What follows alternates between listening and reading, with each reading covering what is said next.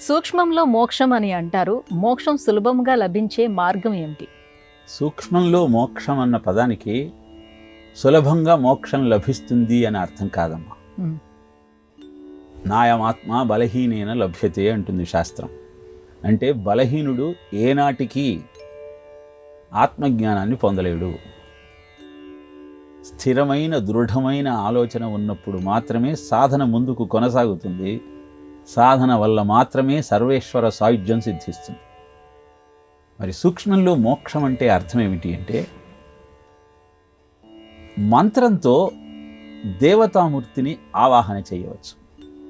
మంత్రము, తంత్రము, యంత్రము. దేవత యొక్క రేఖారూపము యంత్రము, శబ్దరూపము మంత్రం. ఇలా మంత్రాన్ని ఉచ్చరిస్తున్న సమయంలో దేవత అక్కడ ప్రత్యక్షమవుతుంది. అది సూక్ష్మ రూపము.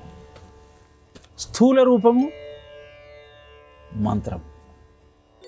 మంత్రము గురువు ద్వారా స్వీకరించి ఉచ్చరిస్తూ ఉన్నప్పుడు దేవత ఆవిష్కరణ తెలుసుకోగలిగితే మోక్షం సిద్ధిస్తుంది.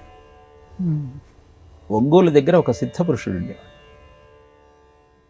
మంత్రాన్ని మనసులో మనం ఉచ్చరించిన మరుక్షణం ఏ దేవత గురించి నువ్వు మంత్రాన్ని ఉచ్చరిస్తుందో చెప్పగలిగేవాడు.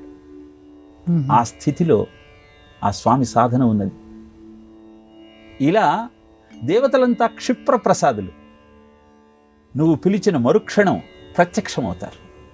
కానీ వారిని చూడగలిగినటువంటి శక్తి సామర్థ్యం మనలో ఉన్నప్పుడు అది మోక్షాన్ని ప్రసాదించే మార్గంగా ఉంటుంది అని చెప్పటమే సూక్ష్మంలో మోక్షము అన్న పదానికి అర్థం.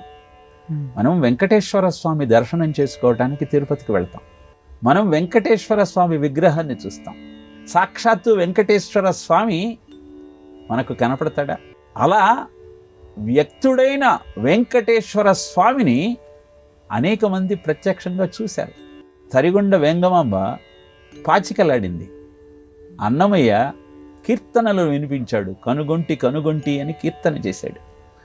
అలా ఎవరైతే ఆ స్వామి రూపాన్ని చూడగలుగుతారో వారికి మోక్షం సిద్ధిస్తుంది. మరి తిరుపతి ఎందుకు వెళ్ళాలి అంటే, స్వామి యొక్క రూపాన్ని మనం చూడలేకపోవచ్చు, కానీ స్వామి మనం చూస్తాడు. అందరినీ తన కరుణార్ద్ర దృష్టితో దయను చిలికిస్తూ చూచేటువంటి ఆ స్వామి కటాక్షము ఓం నమో వెంకటేశాయ అన్నటువంటి గోపీనాథ దీక్షితుల వారు అందజేసిన మంత్రాన్ని పఠించటం వల్ల ఆ స్వామి సన్నిధిలో ఆయనకు మనం కనపడే విధంగా జీవితం కొనసాగుతుంది. కనుక సూక్ష్మంలో మోక్షము అంటే సాధన ద్వారా ఆ సూక్ష్మ తత్వాన్ని తెలుసుకొని తద్వారా జీవితాన్ని ధన్యం చేసుకోమని చెప్పటం అర్థం. అది తెలుసుకొని మంత్రాన్ని ఉచ్చరిస్తూ దేవతా స్వరూపాన్ని సాక్షాత్తు కనులారా చూచేటువంటి అదృష్టానికి నోచుకుంటూ జీవితాన్ని అద్భుతమైన బాటలో ముందుకు నడిపించే ప్రయత్నం చేద్దాం.